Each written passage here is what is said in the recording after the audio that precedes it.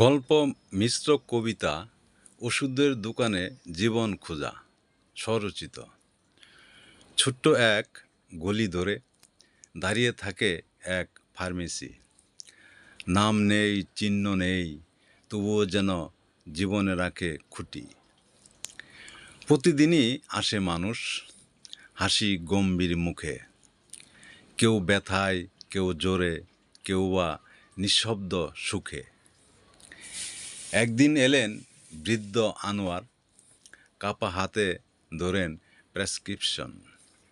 বললেন, নাতিটা জ্বর নিয়ে পড়ে আছে, এই নাপা যদি একটু আগে মিলতো। চোখে তার ভেজা জল, কণ্ঠে কাপা বচন। পরদিন এলেন শিউলি, কিশোরী এক মেয়ে।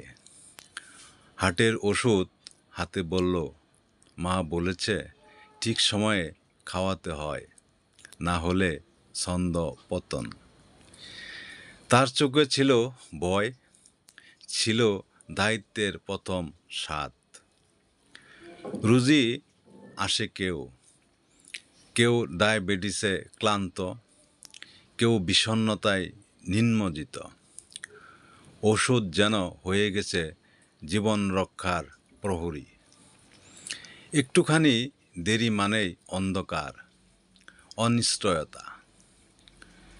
ওই দোকানে জীবন এক একটা বাক্সে ভরে, এক একটা ট্যাবলেট যেন নতুন আশার মতো জোরে। কিন্তু প্রশ্ন জাগে, এত ওষুধ, এত চিকিৎসা, তবু কেন মানুষ ভালো থাকে না? তখনই মাথা নিচু করে ফার্মেসির মালিক চুপচাপ দোয়ার হাত তুলে তিনি বলেই উঠেন, আল্লাহ তুমি দয়া করো, ওষুধ ন শেফা দাও।